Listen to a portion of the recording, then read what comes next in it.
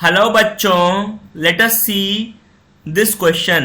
The making of the constitution for a huge and diverse country like India was not an easy affair.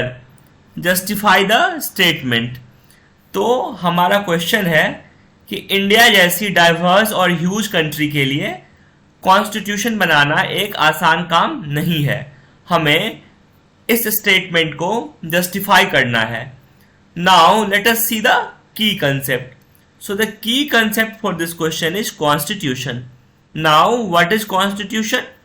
The constitution is the system of beliefs and laws by which a country, state or organization is governed. तो constitution क्या है? एक system of beliefs है, laws है, जिसके आधार पर किसी country, state या फिर ऑर्गेनाइजेशन को गवर्न किया जाता है. Now let us see the answer to this question. The making of the constitution for a huge and diverse country like India was not an easy affair because of following reasons. So this statement is correct that the making of the constitution for a huge and diverse country like India was not an easy affair. अब ये easy affair क्यों नहीं था, इसके reasons जानते हैं. तो पहला रीजन है, at that time people of India were emerging from the status of subjects to that of citizens.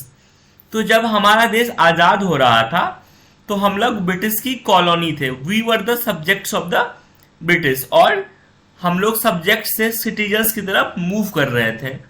तो ऐसी सिचुएशन में कॉन्स्टिट्यूशन को बनाना एक डिफिकल्ट टास्क हो जाता है. Now let us see the second reason. The country was born through a partition on religious differences.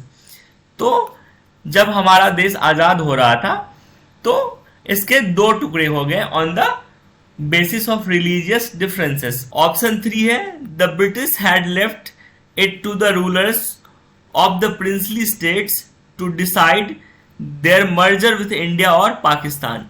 तो जब कंट्री का पार्टीशन हो गया तो यहाँ पे बहुत सारे प्रिंसली स्टेट्स थे. प्रिंसली स्टेट्स मतलब रजबारे. तो ब्रिटिशर्स ने उनको चांस दिया कि या तो इंडिया के साथ जा सकते हैं या पाकिस्तान के साथ जा सकते हैं. तो इस कंडीशन में किसी भी कंट्री के लिए कॉन्स्टिट्यूशन बनाना बहुत ही ज़्यादा मुश्किल हो जाता है. So these were the reasons. Because of that the constitution for a huge and diverse country like India was not an easy affair. I hope you understood it well. Thank you. All the best.